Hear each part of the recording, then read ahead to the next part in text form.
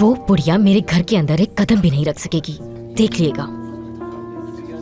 अच्छा एक बात तो बताओ, क्या हम वाकई उस घर में शिफ्ट हो रहे हैं? वो समझ रहे हैं हम डर गए उनसे। मेरे ख्याल में हमें उस घर में वापस जाना चाहिए ताकि उन्हें पता चले कि हम उनसे डरते नहीं हैं।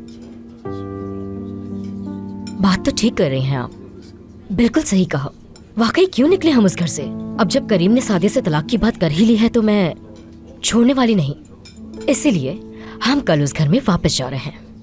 इस तरह हमारी जगह उस घर में और मजबूत होगी।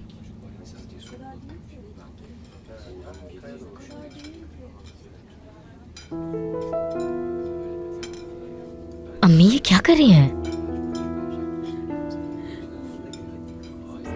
देखो मुझसे इस तरह से खाना नहीं खाया जाता। एक तो हमें पता नहीं कि हम क्या खा रहे हैं, ऊपर से हम अपनी मर्जी से कुछ खा नहीं सकते। ये क्या बात हुई?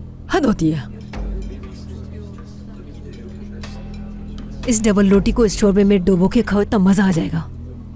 अम्मी नहीं करें बस। अच्छा ठीक है।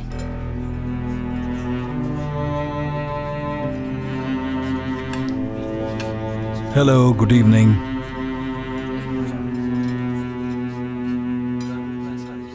बस मैंने खाना खा ही लिया है, मैं जा रही थी, आप बैठे। शबा खैर।